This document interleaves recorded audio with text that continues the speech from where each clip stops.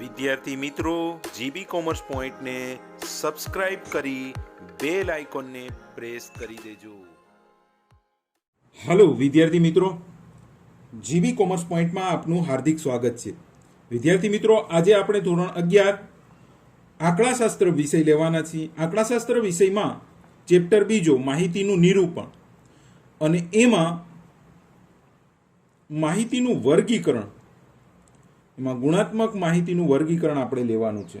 વિદ્યાર્થી મિત્રો, આ પહેલાના વિડીયોમાં તમે જોયું કે માહિતીનું વર્ગીકરણ બે પ્રકારે કરવામાં આવે છે.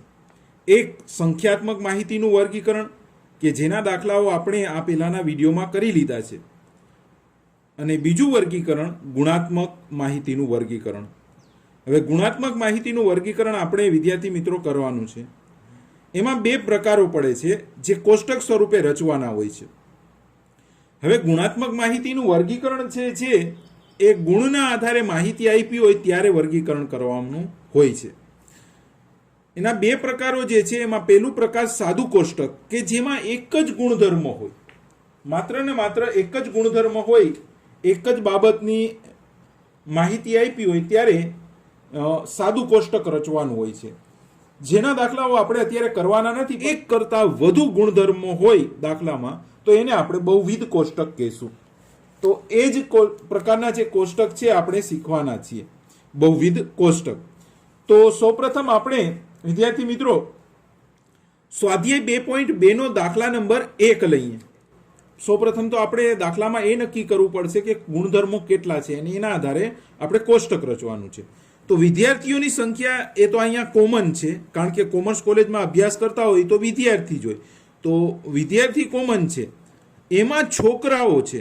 છોકરાઓ શબ્દ આવ્યો એટલે છોકરીઓ હશે જ.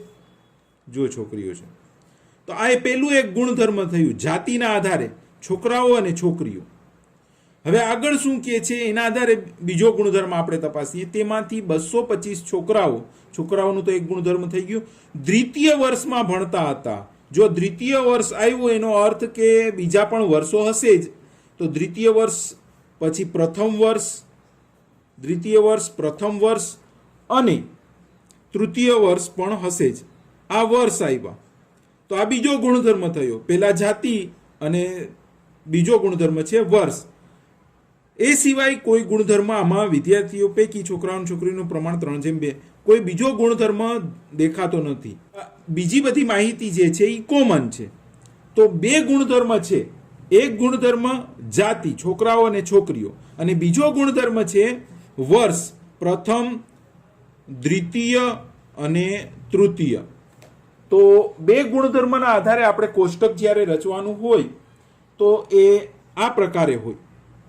જે માહિતી બે કરતાં વધુ સ્ટેપમાં હોય, જેવી રીતે અહીંયા વર્ષ છે 3 વર્ષ, તો એને ઊભી લાઈનમાં ગોઠવવાનું. જે રીતે આ મેં ગોઠવેલું છે, અભ્યાસનું વર્ષ 3, પ્રથમ વર્ષ, દ્વિતીય વર્ષ અને તૃતીય વર્ષ. બે કરતાં વધુ હોય તો એને ઊભી લાઈનમાં ગોઠવવું.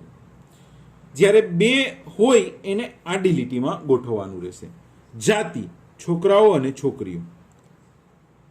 હવે છેલ્લે કુલનું ખાનું, અને આડી લીટીમાં પણ છેલ્લે કુલનું ખાનું હશે. બંને બાજુ કુલનું ખાનું રહેશે.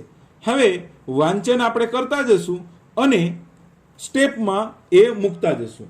એક કોમર્સ કોલેજમાં અભ્યાસ કરતા કુલ 1400 વિદ્યાર્થીઓમાં કુલ 855 છોકરાઓ હતા. હવે કુલ વિદ્યાર્થીઓ આપણને કહી દીધા છે. બંને બાજુ કુલ અહીંયા ભેગું થાય છે, તો અહીંયા 1400 આપણે લખી દેવાના. એમાં છોકરાઓની જે સંખ્યા છે 855. તો છોકરાઓની કુલ સંખ્યા, છોકરાઓ ઊભી લીટીમાં આપણે આમ કુલ કરશું તો કુલ છોકરાઓની સંખ્યા થશે 855. હવે વિદ્યાર્થી મિત્રો, અહીંથી આપણે જોઈ શકીએ છીએ કે આ 3 ખાના છે. 3માંથી 2 ખાના આપણે મળી ગયા તો બાદબાકી કરી અને ત્રીજો ખાનું મેળવી જ લેવાનું હોય. તો 1400માંથી 855 આપણે બાદ કરશું તો વિદ્યાર્થી મિત્રો આપણને વચ્ચેની સંખ્યા જે છોકરીઓનો ટોટલ છે એ મળશે. એ છે 545. આ 545 છે એ આપણે સાદી ગણતરી કરી અને મેળવી લીધા છે. એમાંથી 225 છોકરાઓ દ્વિતીય વર્ષમાં ભણતા હતા. દ્વિતીય વર્ષમાં છોકરાઓ અને છોકરીઓની સંખ્યા સમાન હતી. તો દ્વિતીય વર્ષમાં છોકરાઓની સંખ્યા છે 225 ને આગળ આપણને કહે છે કે આ વર્ષમાં જેટલા છોકરાઓ છે એટલી જ છોકરીઓ છે, બંનેની સમાન સંખ્યા છે. તો છોકરાઓની સંખ્યાના આધારે આપણે છોકરીઓની સંખ્યા પણ મૂકી શકીએ છીએ 225. તો બંનેનો આપણે સરવાળો કરીએ તો આપણને કુલ અહીંયા આડી લીટીનું મળી જશે 450. આ જ રીતે આપણે ગણતરીમાં જે વસ્તુ આપણને મળતી જાય એ આપણે રાખતા જશું. પ્રથમ વર્ષના કુલ 550 વિદ્યાર્થીઓ પૈકી છોકરાઓ અને છોકરીઓનું પ્રમાણ 3:2 હતું. તો પ્રથમ વર્ષમાં કુલ આપી દીધા છે. પ્રથમ વર્ષમાં કુલ 550 છે. આગળ આપણને કહે છે કે આ બંને વચ્ચે આ 550 જે છે એ 3:2 ના પ્રમાણમાં હતા. જો વિદ્યાર્થીઓ, છોકરાઓ અને છોકરીઓ એ 3:2 છે. હવે હું ડાયરેક્ટ કેલ્ક્યુલેટરમાં પણ તમને બતાવીશ અને ગણતરી કરીને પણ બતાવીશ. તો પહેલા આપણે છોકરાઓની ગણતરી કરીએ. છોકરાઓ બરાબર 550 આપણી કુલ સંખ્યા છે અને એમાં છોકરાઓનું પ્રમાણ જે છે એ 3 છે. તો 3 અંશમાં મૂકવાના અને કુલ પ્રમાણ છેદમાં મૂકવાનું, એટલે 3 + 2 બરાબર 5. હવે ગુણાકારમાં આપણે ગણતરી કરીએ તો 110, 5 × 110 એટલે 550. તમે કેલ્ક્યુલેટરમાં નો ઉપયોગ કરી શકો છો. 110 × 3 તો બરાબર જવાબ અહીંયા આવશે 330. આ જ ગણતરી હું તમને કેલ્ક્યુલેટરમાં ઇઝીલી બતાવું છું, કારણ કે કેલ્ક્યુલેટરનો ઉપયોગ તમે કરી શકો છો પરીક્ષામાં પણ. 550. ત્યાર પછી એને ભાંગ્યા કુલ પ્રમાણ 3:2 એટલે 5 થયું. તો 5 ભાંગ્યા કરી નાખવાના. હવે બે પ્રમાણ છે 3 અને 2, તો 2 વખત ગુણાકારની નિશાની દબાવી, 1 અને 2. પેલાનું પ્રમાણ છે 3, તો 3 દબાવી અને બરાબર દબાવવાનું, 3 બરાબર. તો 330 આપણને જવાબ મળ્યો પેલાનો. છોકરાઓનું કુલ સંખ્યા થશે 330. ત્યાર પછી છોકરીઓની સંખ્યાનું પ્રમાણ છે 2, તો 2 દબાવી અને બરાબરની નિશાની દબાવવાની.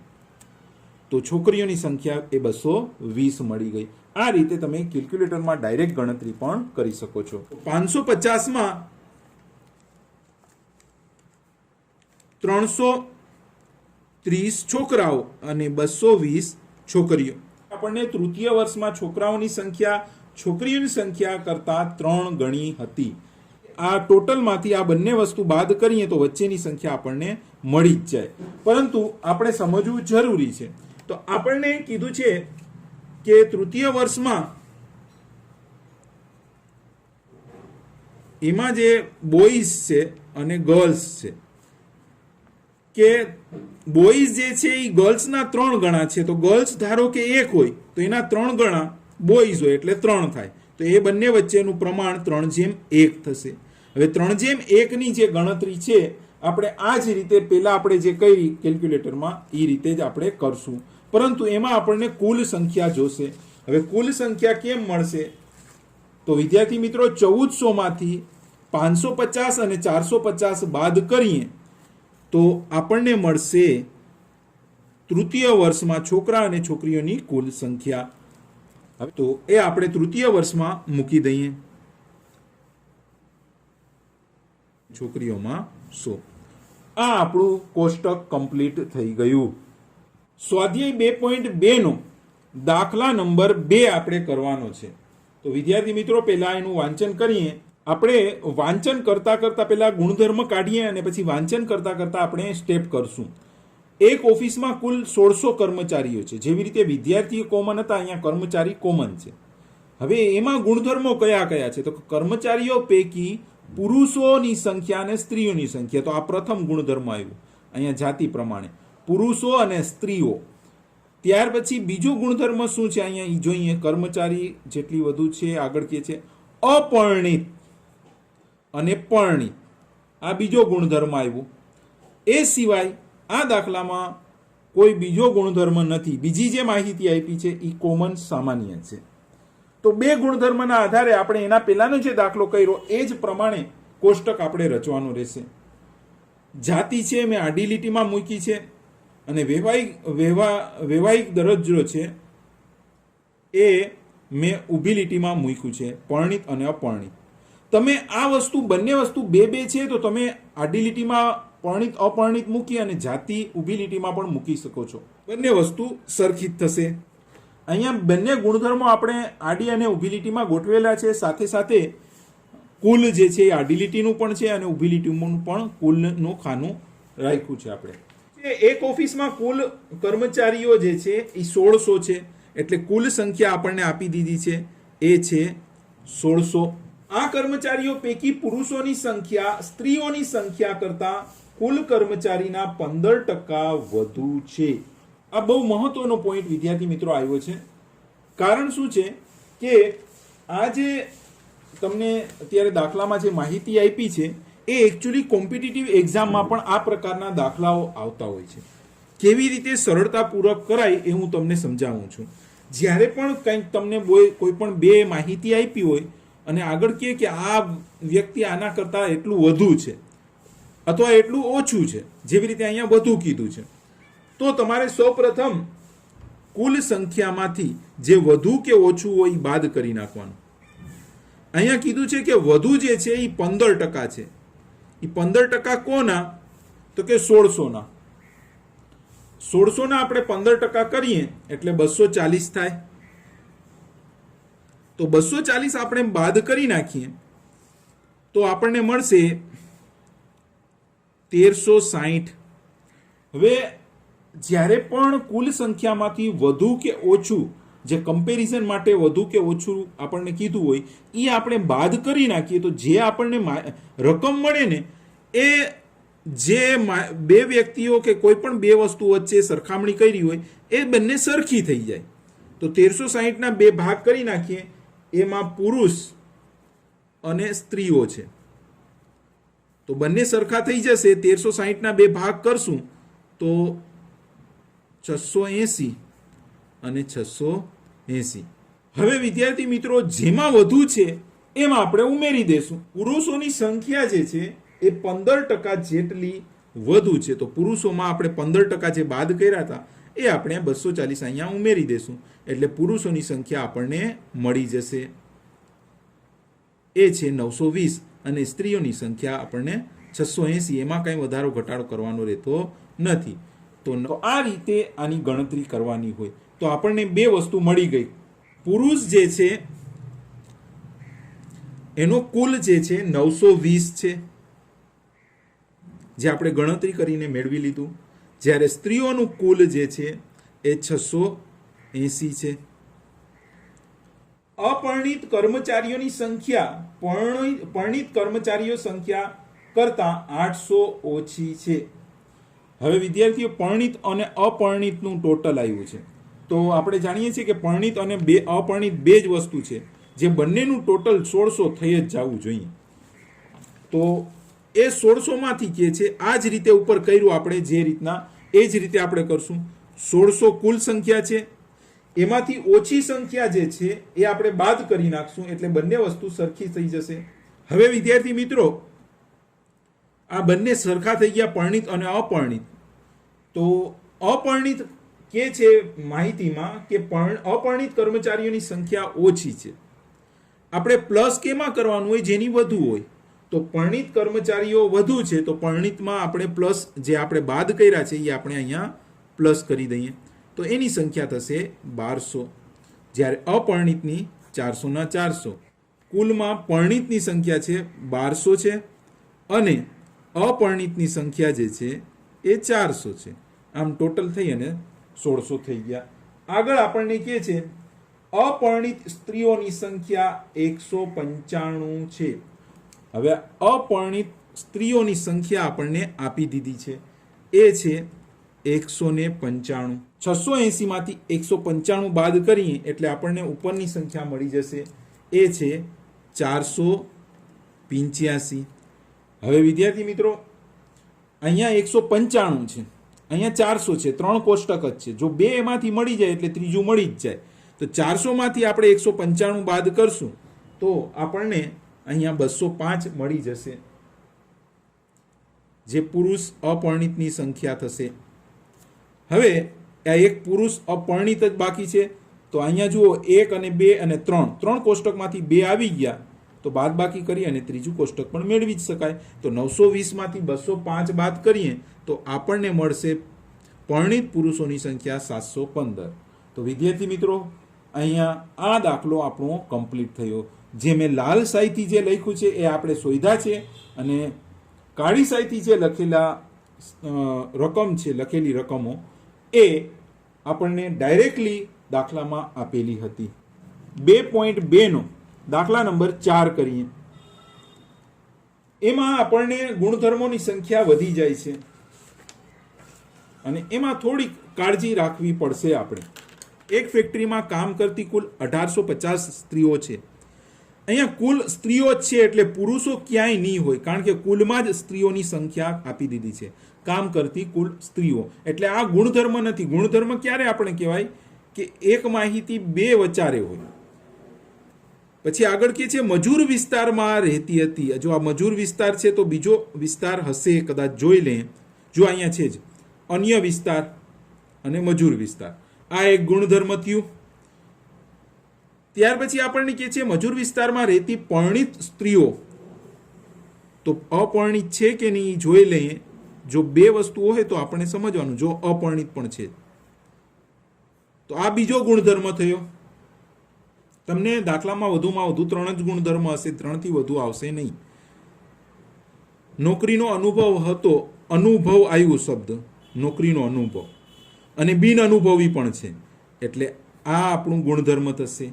એક જ માહિતી જ્યારે બે પ્રકારે આપી હોય, જો અનુભવ છે એ બે પ્રકારે આપ્યું છે, અનુભવ અને બિન અનુભવી, તો આ ત્રીજો ગુણધર્મ. એ 3 ગુણધર્મમાં પહેલું મજૂર વિસ્તાર, અન્ય વિસ્તાર એક ગુણધર્મ, બીજો પરિણિત સ્ત્રીઓ અને અપરિણિત સ્ત્રીઓ, અને ત્રીજો અનુભવી અને બિન અનુભવી.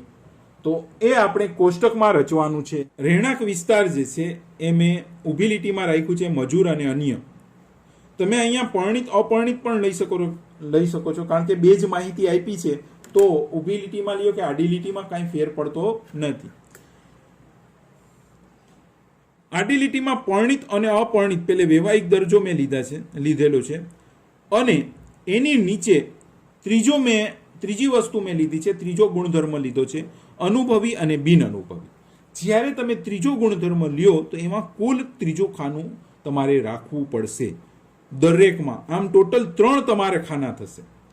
3 ખાનાવાળું એક ખાનું પરિણિતનું, બીજું અપરિણિતનું, 3 ખાનાવાળું એક ખાનું બીજું થયું, અને કુલનું પણ આવું જ ત્રીજું ખાનું. જ્યારે તમને 3 ગુણધર્મો આપેલા હોય તો આ રીતે 3 ખાનાવાળું એક ખાનું, એવા 3 તમારે આડી લીટીમાં ખાના કરવા પડશે, અને એક વધારાનું ખાનું આગળ કરવાનું રહેશે. એક ફેક્ટરીમાં કામ કરતી 1850 સ્ત્રીઓમાંથી 549 સ્ત્રીઓ મજૂર વિસ્તારમાં રહેતી હતી. તો 1850 કુલ સ્ત્રીઓ છે. હવે કુલનું ખાનું વિદ્યાર્થી મિત્રો એન્ડમાં જે છે કુલ, આ કુલનું આપ્યું છે, માત્ર અપરિણિત કુલ કે પરિણિત કુલ નથી, બંનેનું કુલ અહીંયા આપણે ત્રીજી કોલમમાં આવશે, જે કુલ સ્ત્રીઓનું છે ત્યાં આપણે લખશું, અને તે છે 1850.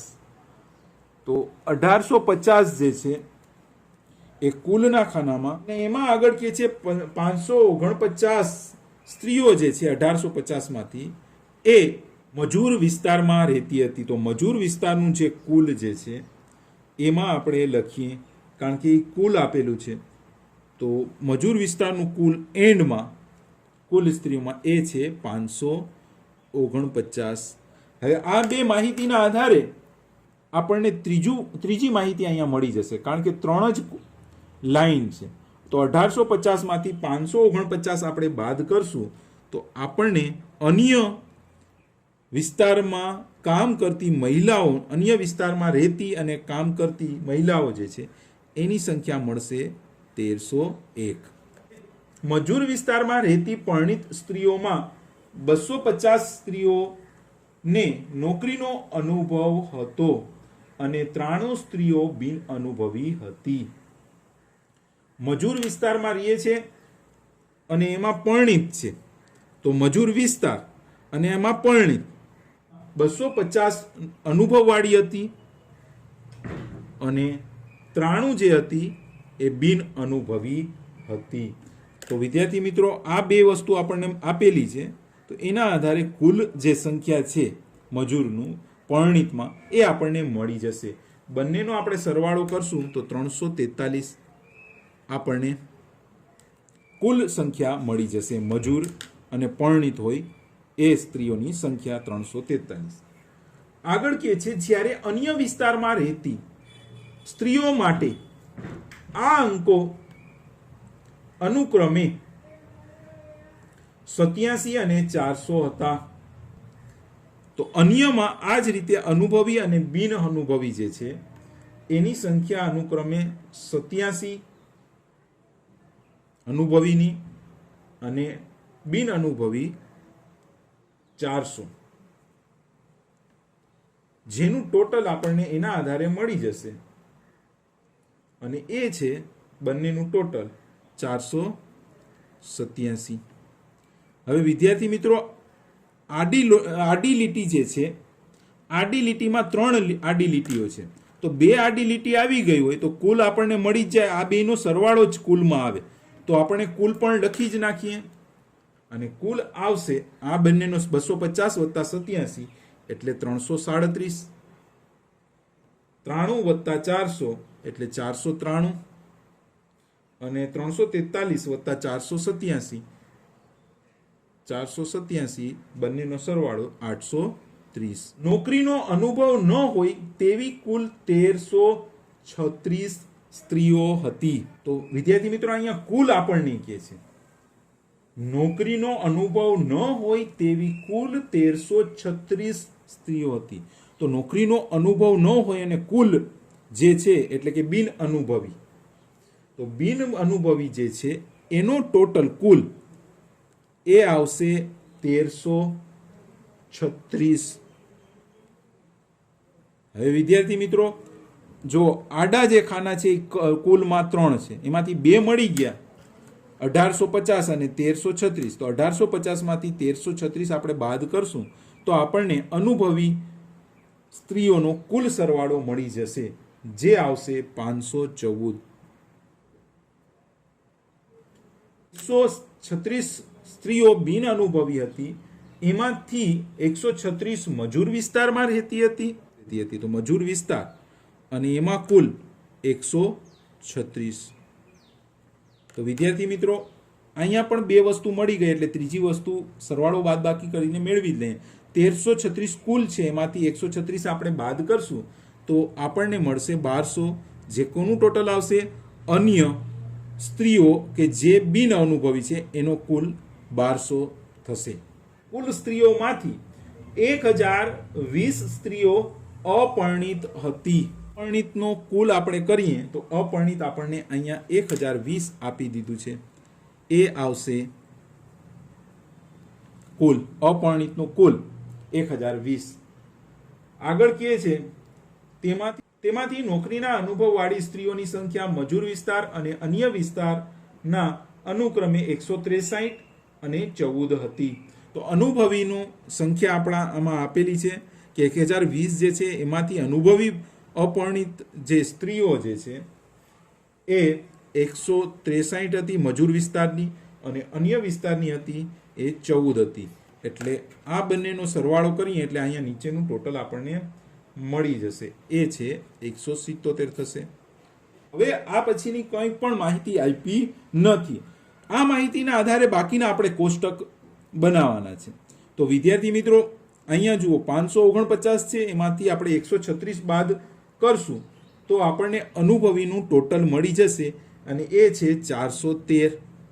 એ જ રીતે 1301 માંથી આપણે 1200 બાદ કરશું તો આપણે અનુભવી અને અન્ય વિસ્તારમાં રહેતી સ્ત્રીઓની સંખ્યા મળી જશે, જે છે 101. હવે આ ટોટલ મળી ગયું અને આ બીજું એક ટોટલ મળી ગયું. આ કુલ ટોટલ છે, આ પરિણિતનું છે. તો કુલમાંથી પરણિત બાદ કરીએ એટલે અપરણિત મળી જશે. કુલ 549 છે, એમાંથી 343 પરણિત આપણે બાદ કરીએ તો આપણને અપરણિતની સંખ્યા મળશે જે 206 થશે. મજૂર વિસ્તારમાં રહેતી અપરણિત સ્ત્રીઓની સંખ્યા 206 મળી. એ જ રીતે અન્ય વિસ્તારમાં રહેતી કુલ સ્ત્રીઓની સંખ્યા છે 1301. એમાંથી પરણિત સ્ત્રીઓની સંખ્યા 487 બાદ કરીએ તો આપણને મળશે અપરણિત સ્ત્રીઓની કુલ સંખ્યા 814. હવે વિદ્યાર્થી મિત્રો વચ્ચેનું ખાનું જ બાકી છે. અહીંયા જુઓ, આ બે ખાના મળી ગયા, વચ્ચેનું બાકી છે. તો કુલમાંથી 163 બાદ કરીએ એટલે વચ્ચેનું ખાનું બિન અનુભવી મળશે, એ છે 43. એ જ રીતે 814 માંથી 14 બાદ કરીએ તો અહીંયા 800 મળશે, અને 1020 માંથી 177 આપણે બાદ કરીએ તો આપણને અહીંયા મળશે 843. તો વિદ્યાર્થી મિત્રો, આ પણ કોષ્ટક કમ્પ્લીટ થઈ ગયું.